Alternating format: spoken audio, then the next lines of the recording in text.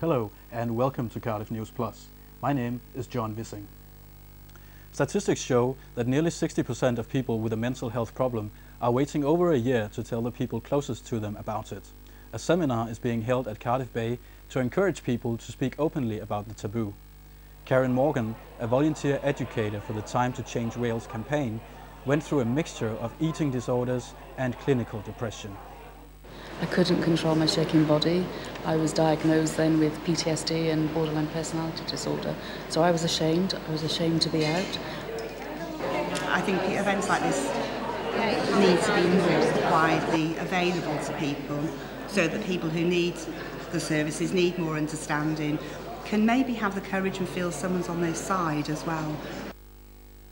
Hundreds of people took part in marches against racism and fascism in Cardiff on Saturday. The demonstrations were organised by 12 groups including Stand Up to Racism, Unite Against Fascism, the Muslim Council of Britain and Stop the War. Flora Wang reports.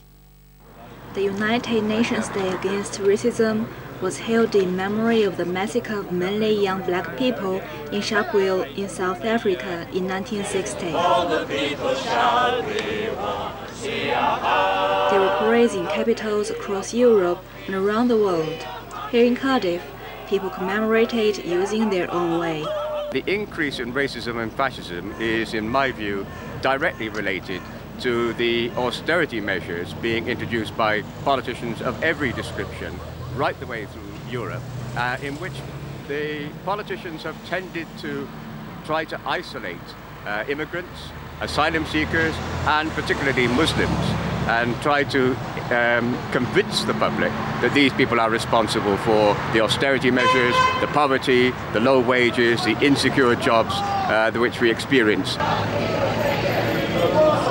The parade started from Clare Gardens in this city and ended with a rally at City Hall. People of different races attended this demonstration to express their attitude. Cuts! Job losses! Money for the bosses! Around about 1960, looking for a room to live in, and they would just openly have on their postcards in shop windows, no Irish, no blacks, no dogs.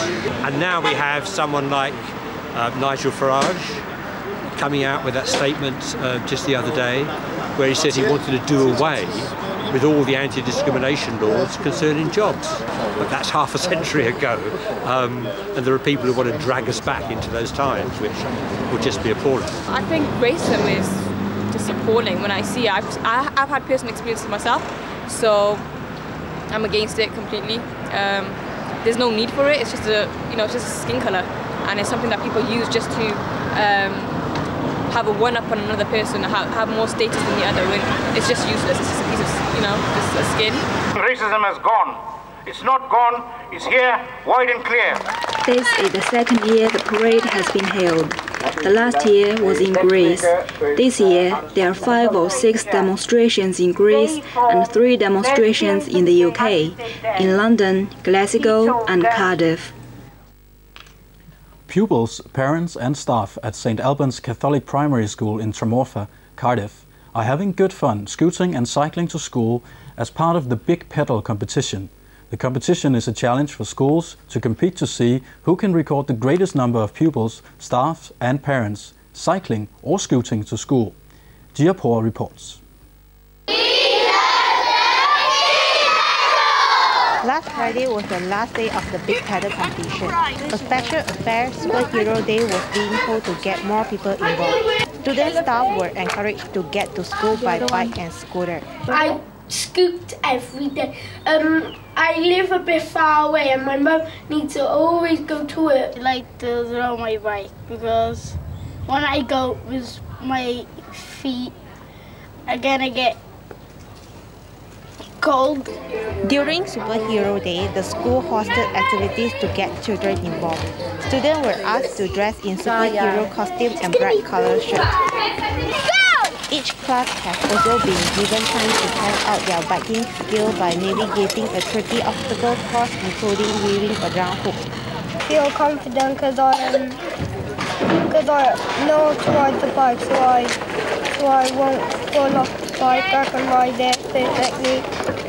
Parents of St. Alban students supported the event, but the safety issue of their children traveling to school by bike or scooter is their major concern. I'm worried, and I'm always when I took them to school, I warn them about the hazard, and I teach them how to deal with the hazard in the roads. The event was organized by transport charity Suffering. They say the number of people taking part grows every year. 5 schools in Cardiff took part this time. We're trying to get as many schools involved, trying to get as many children riding to school as possible, and to see as many journeys recorded as possible. The Big Paddle aims to encourage children and their families or staff to adopt a healthier way to school and workplaces. The result of the competition will be confirmed this week. The University of Wales Governance Centre has held a seminar in anticipation of May's general election. Around 50 people, including Assembly members and representatives from Wales Governance Centre, attended the seminar. Professor Roger Scully said long history of Labour dominate the general election in Wales. But according to the updated data, the outcome is still unpredictable. Wei Jiang reports. This seminar is held at Pierhead Building, which attracts a number of Assembly members and representatives. Professor Roger Scully from Cardiff University gives a background of the 2015 general election. He analysed the results of recent polls in the UK and particularly in Wales. He also discussed the current safe seats and those potentially in play for the forthcoming general election.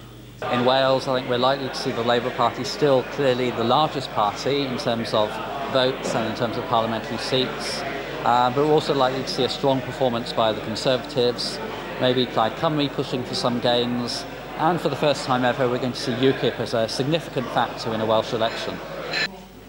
Participants had a question and answer session during the seminar communicating different opinions about the current election situation in UK and Wales.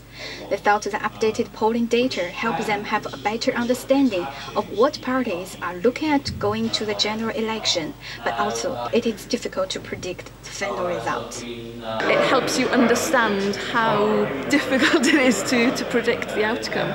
So it's going to be a really exciting election. It's an election that suggests there are really important changes happening in the British party system as well as the party systems of the nations of the United Kingdom.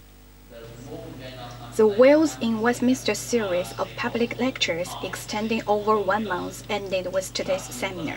National Assembly members of Wales are looking forward to improving the funding situation for Wales during this general election. Hundreds of people gathered in front of the National Museum in Cardiff to watch the solar eclipse last week. At its peak, the moon covered more than 80% of the sun, and it was darkest at 9:30 in the morning. Lina May reports. The eclipse watching event was organized by the National Museum Cardiff and Cardiff University. The organizers help people to watch the eclipse safely without hurting their eyes. The sun is very bright, so staring at the sun, looking at the sun for any length of time can do serious and sometimes permanent damage to your eyes. So sunglasses just don't cut it. The solar glasses here, the eclipse glasses that you get, cut out 99.99% of the light. They're what you need really to be able to view the sun. Safety of watching has to be guaranteed. Direct eye contact with the sun should be strictly avoided. Sunglasses didn't offer enough protection, so there were lots of alternative methods available. You can get a colander and just project the sun through onto a piece of paper. That's a really good method. You can see the moon go across. Pinhole cameras, so if you get some cardboard, put a hole and then put some tin foil over it and just make a really small needle prick. You can then project the image onto a sheet of paper and view it that way. Or even just binoculars, just point the binoculars at the sun. Whatever you do, don't look through it, but just project the image onto a sheet of paper and you can see it that way. I feel like I have a vague memory of it when I was younger, the 1999 eclipse, really vague, but I can't remember it. I was 4 years old. So this is the first time I can watch it and really appreciate it and actually remember it. So I'm really happy I got to see it. The next partial eclipse will happen in 2026. and next full solar eclipse will not be seen until 2090 in UK. A woman from Cardiff who has breast cancer has launched a social media campaign to help raise money. Angela Jones wants people to wear turbans on their heads to show support. Akmal Sustukova reports. Little twist. Angela, who's a mother of two, was diagnosed with breast cancer 3 years ago. She's currently undergoing chemotherapy.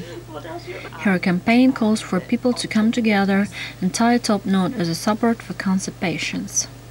The campaign is, well, it really started around Christmas time, where a friend of mine gave me some scarves and she taught me how to tie the top knots. So Christmas Eve, my nieces and nephews were all gathered around and they wanted to have a go. So they're all sort of 18, 19, 20. So there was about 15 of them tying the scarves and taking photographs of each other. So I thought, that's a great idea. Finish, we just do... She says she wants the campaign to be as famous as twist. the Ice Bucket Challenge.